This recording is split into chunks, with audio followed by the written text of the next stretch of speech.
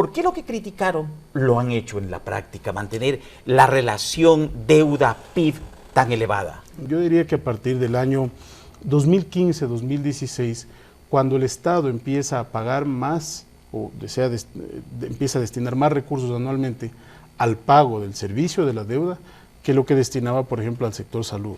Pero en esos años era menor la deuda, llegaba, según los datos que tengo, al 42.7%. Y voy a explicar por qué, ¿no?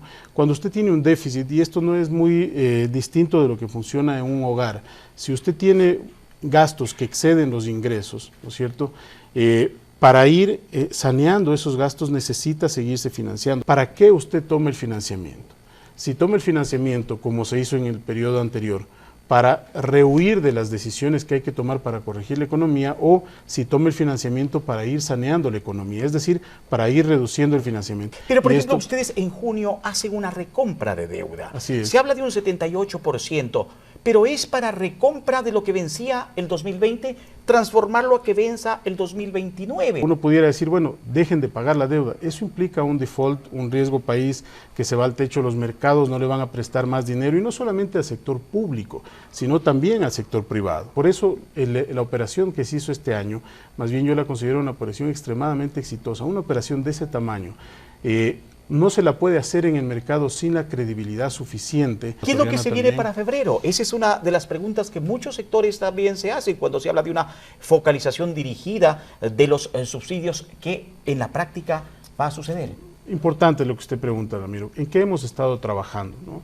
Hemos estado trabajando en la forma de invertir, si usted quiere, el método para que aquellas personas que no necesitan el subsidio no lo paguen. Es el análisis de todas las opciones que se nos han presentado. Estamos haciendo demos en distintas estaciones de servicio para ver qué tipo de instrumentos se puede utilizar. Hay tarjetas magnéticas, tarjetas que ¿A qué montos llegará el galón de gasolina? ¿O qué es lo que han previsto? ¿Qué tienen pensado? Todavía eso no está definido. Pero eso, ¿por qué? Porque queremos en cualquier escenario ir haciendo un ejercicio gradual. En el caso del diésel, y con esto cierro su pregunta, el problema es mucho más complejo por la derivación que tiene en el transporte público. Loja hace esperanza en sus ministros lojanos, la señora ministra del Interior, usted, tenemos presidenta de la Corte Nacional, entre otras altas autoridades.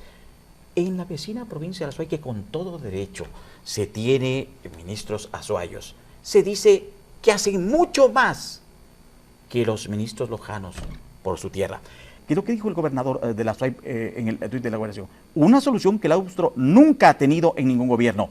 El gobierno nacional invertirá 450 millones de dólares en el eje vial Cúmbela Troncal. Estos son proyectos que se miran en muy largo plazo y que además tienen un alto componente de inversión pública-privada, de alianza público-privada. En no ese es caso que el Estado concreto, solamente, esa parte es importante. Claro, el señor ministro de claro. Transportes nos dio una entrevista como la suya de casi de 25 minutos en la cual mencionaba aquello. ¿Es un aporte público-privado el que va a haber en Azuay? La mayoría de esos recursos son de recursos privados. El plan anual de inversiones de todo el Estado no llega a los 4.000 millones de dólares. Entonces es muy difícil pensar que en un año en una provincia se van a invertir esa cantidad de recursos en el tiempo, y no todo eso, porque la mayoría de eso, yo diría que el 80%, tal vez algo más, viene justamente del esfuerzo del sector privado, que es el mecanismo que busca el gobierno en una época fiscal en la que tenemos restricciones. Es decir, en la práctica, y eso es importante que usted lo aclare, señor ministro, no hay los 450 millones que entregue el Estado, sino es un aporte público-privado. Así es, todo se hace a través de una concesión, de una alianza público-privada. No se pudieron obtener recursos, por ejemplo, como estos, que van para beneficio también de la provincia de Loja y Zamora, del BID, de los, por ejemplo, aquí hay inversión de 144 millones, y lo informa el Banco Interamericano de Desarrollo para el cuarto eje vial. No hay que satanizar al financiamiento por ser financiamiento, por ser endeudamiento, sino más bien buscar que ese tipo de financiamiento vaya a este tipo de proyectos. ¿Qué aprobó el BID? El BID aprobó una operación efectivamente con cerca de 150 millones de dólares, la contraparte local son 16 millones de dólares, y el saldo es el crédito, es un crédito, me parece, a 25 años plazo, con 6 años de gracia, tasas muy bajas, para el cuarto eje vial. En el caso de la vía Loja-Catamayo, que es el caso emblemático en este momento, Lo que planteó el gobierno nacional es hacer una vía de 3 carriles, ¿no es cierto? Entendemos que eso ya no es viable y más bien viendo hacia adelante de manera propositiva, el gobierno lo que dice es, bueno, vamos hacia los 4 carriles. El compromiso del gobierno nacional es completar los 4 carriles con recursos del Estado. Si tuviera que sugerir usted que sean los aportes, que se dividan los aportes, ¿en qué porcentajes sugeriría se dividan para lo público o lo privado? Usted es muy influyente, ministro. Claro, pero depende del modelo, y en esto sí la parte técnica le corresponde para estructurar la APP a el Ministerio de Transportes y Obras Públicas. Para dejar claro, sería aporte público-privado, no únicamente privado. Pero lo importante, porque en la de 3 carriles era una APP, ¿no es cierto?, donde el Estado no ponía recursos. Ahora, para pasar a 4 carriles, ese saldo o ese remanente o ese faltante, eso lo va a poner el gobierno nacional.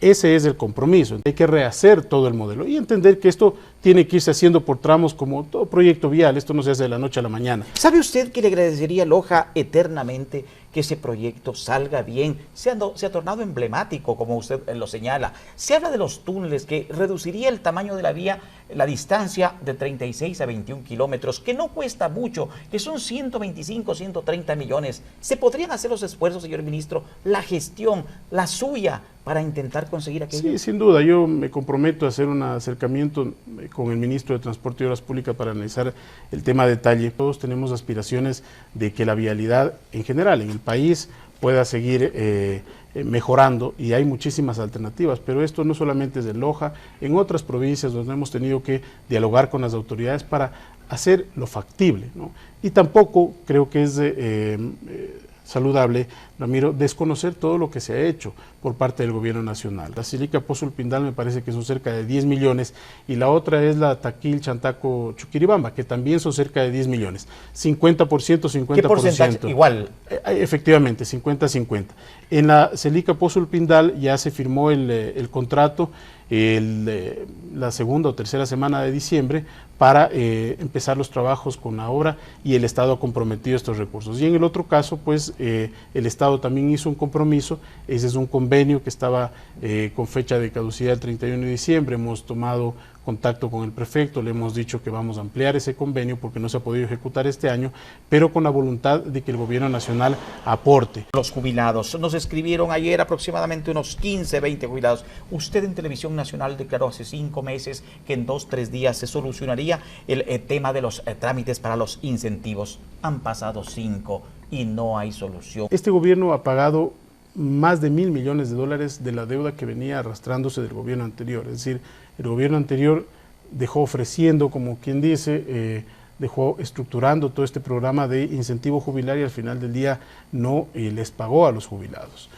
Por eso es que nosotros hicimos un plan de pagos que tenía una segmentación dependiendo de los jubilados. Son cerca de 70 millones que se han pagado en Loja, me parece que son 20 millones en efectivo y 50 en papeles, a pesar de que había muchísima animadversión inicialmente para este tipo de instrumentos, y nosotros vemos con mucha satisfacción que Loja fue la provincia pionera en la que más aceptó bonos. Instrumento. Claro, porque había credibilidad. Hoy justamente vamos a revisar cómo está ese proceso, porque sí hemos recibido también consultas e inquietudes de los jubilados, pero al margen de eso, yo les diría a las personas que deben recibir este incentivo jubilar, que estén tranquilos, que nosotros como gobierno nacional tenemos esto como una prioridad, conocemos de sus realidades, nos sensibilizamos con estas personas. Peor un hijo de maestros. Claro, ha trabajado durante mucho tiempo, pero también les hemos dicho con transparencia que no vamos a ofrecer más allá de lo que no podamos entregar. Esa no es nuestra característica, no es nuestro estilo,